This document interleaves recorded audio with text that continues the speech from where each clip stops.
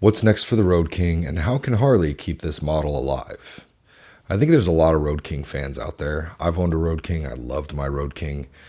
And I think Harley has done a bit of a disservice to this bike. So the Special came out midway through the 2017 model year and hasn't really changed for all intents and purposes. The first couple model years were 107s, and then they moved up to 114s, and there's still 114s in 2025. I believe 2022, correct me if I'm wrong, I believe 2022 was the last year for the Road King, the FLHR, the standard. And then in 2023, 2024, and now 2025, I think we've only just had the Road King Special. I think there's a couple ways that Harley could go with this. What I'd like to see is something in the price point between the Lowrider ST and the Street Glide and Road Glide. So you have a bike that's on the touring chassis, but it doesn't have a fairing, doesn't have an infotainment system. So I think it should be significantly cheaper than the Street Glide and the Road Glide, and only barely more expensive than the Lowrider ST. I think, first of all, the motor has to change. We have to go to the 117. The 117 is in the entire cruiser lineup, the Softail lineup, and it's in the touring chassis lineup now. And that would leave behind only the trike models that still have the 114. But with that 117, I would like to see all the new ride modes. Everything that comes on all the other models, I would like to see included on the Road King.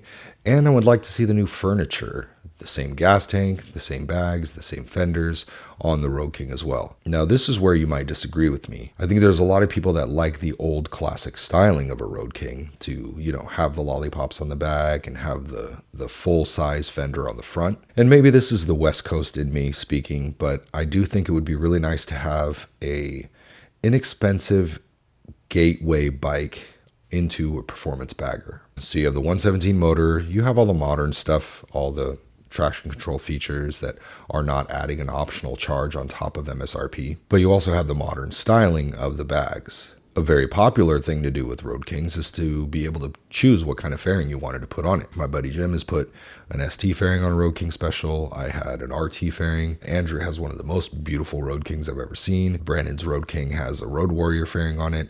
There's so many different ways that you can go with the Road King, and it's really such a blank slate bike that you can kind of go in any different direction that you want to. Even as it stands now, if you look up Road King, there are so many different styles and builds that people have done with the Road King, ranging all the way from Vikla, old school, all the way up to performance bagger. I think that blank slate jumping off point for a touring bike is much needed in the lineup. What we have right now, it seems like we have a lot of very similar builds happening. And if you watch my last video, we kind of talk about Road Glides and how they're kind of starting to look a little bit cookie cutter.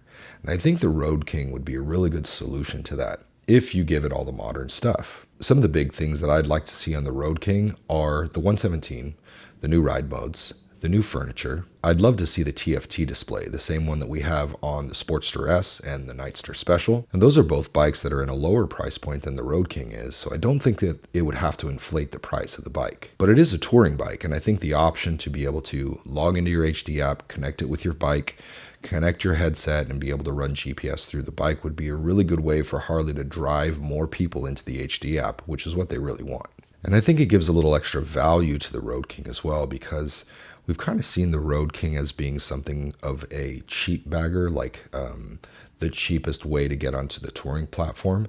And I don't really think that it should be that, because the Road King is unique in and of itself, and I think it's a wonderful bike. A lot of guys want the touring chassis, but they don't necessarily want all the electronics. They don't want the fairing. They don't want to have busy hand controls and a lot of buttons and things like that. Now, if they do the gauge, I think that they should have a bar mounted gauge, similar to what we're seeing on the Softail chassis, like the Lowrider ST and the Lowrider S.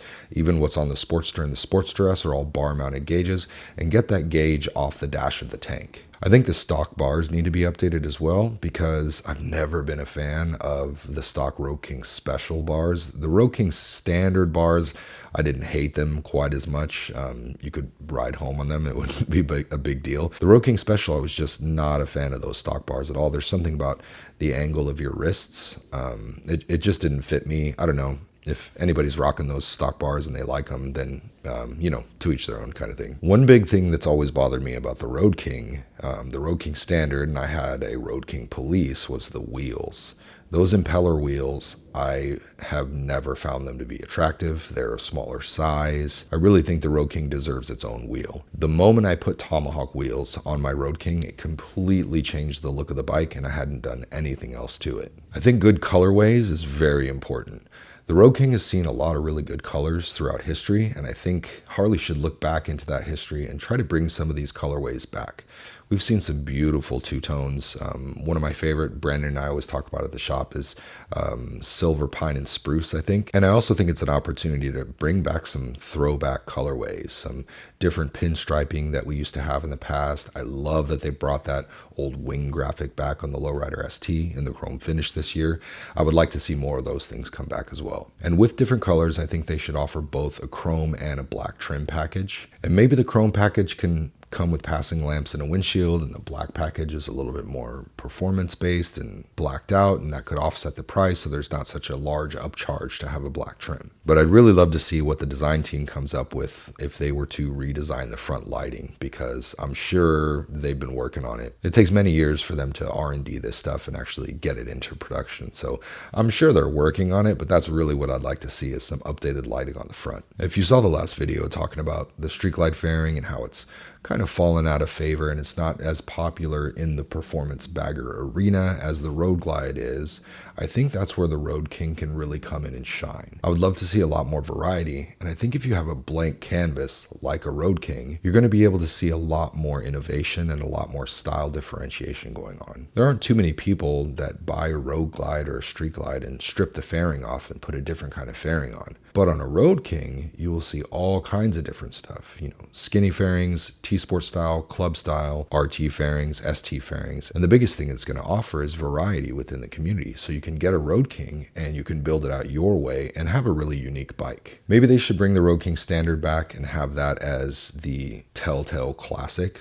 and it has the passing lamps and the windshield on it. And maybe the special goes into having the chrome option or the black option, having the 117 and those types of things. I have no love lost for the Road King. I think it's a fantastic platform. I wish I still had my Road King, to be honest with you. If I hadn't crashed it, I would still have that bike. If you guys have made it this far, thank you so much for watching. I'm trying to see where this thing is going to go, what kind of information I have to offer, and what kind of value it brings, and if I can find a community here that is sticking with me and watching the content and finding value in it. Everyone has been so supportive in the comments, and I really appreciate that, guys.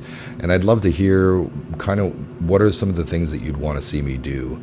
I did have the idea to do sort of like a bike check type of video, and you know, do it with customers that have bought bikes for me and built out cool bikes. I also kind of got started with the idea that just work with what you got. So originally I was just shooting with my iPhone, and you know, finally I got the gumption up to get the mic out, get the camera out, and you know, the garage doesn't look very good right now. We did move recently. We had a baby recently, so I got to buy new toolboxes and some cabinets and stuff like that.